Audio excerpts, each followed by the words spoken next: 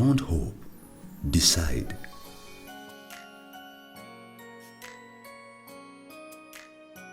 While waiting to pick up a friend at the Jomo Kenyatta International Airport, I had one of those life-changing experiences that you hear other people talk about.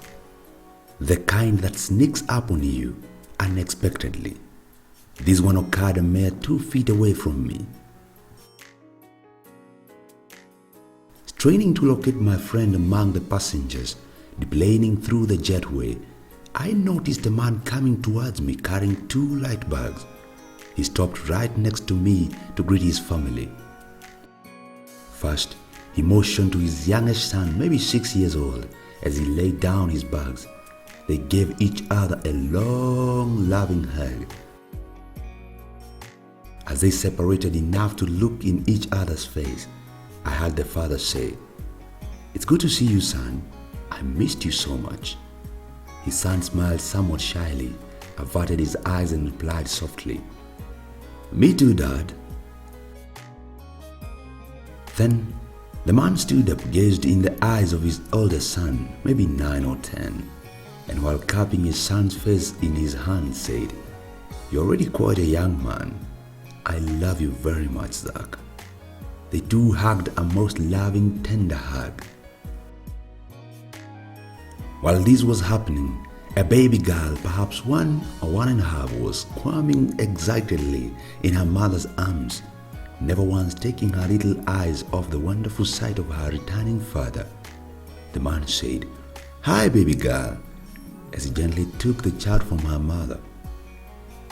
He quickly kissed her face all over and then held her close to his chest while rocking her from side to side.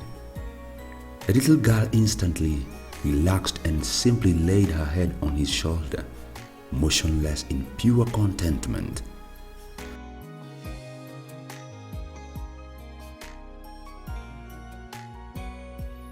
After several moments, he handed his daughter to his oldest son and declared, "I've saved the best for the last." And he proceeded to give his wife the longest, most passionate kiss I ever remember seeing. He gazed into her eyes for several seconds and then silently mouthed, "I love you so much." They stared at each other's eyes, beaming big smiles at one another while holding both hands. For an instant they reminded me of newlyweds, but I knew by the age of their children they couldn't possibly be. I puzzled about it for a moment, then realized how totally engrossed I was in the wonderful display of unconditional love, not more than an arm length away from me. I suddenly felt uncomfortable, as if I was invading something sacred, but I was amazed to hear my own voice nervously ask, "Wow, how long have you two been married?" "Been together 14 years total. Married 12 of those," he replied, without breaking his gaze from his lovely wife's face. "Well then, how long have you been away?" I asked. The man finally turned and looked at me, still beaming his joyous smile. 2 whole days. 2 days? I was stunned. By the intensity of the greeting, I had assumed that he'd been gone for at least several weeks, if not months. I know my expression betrayed me.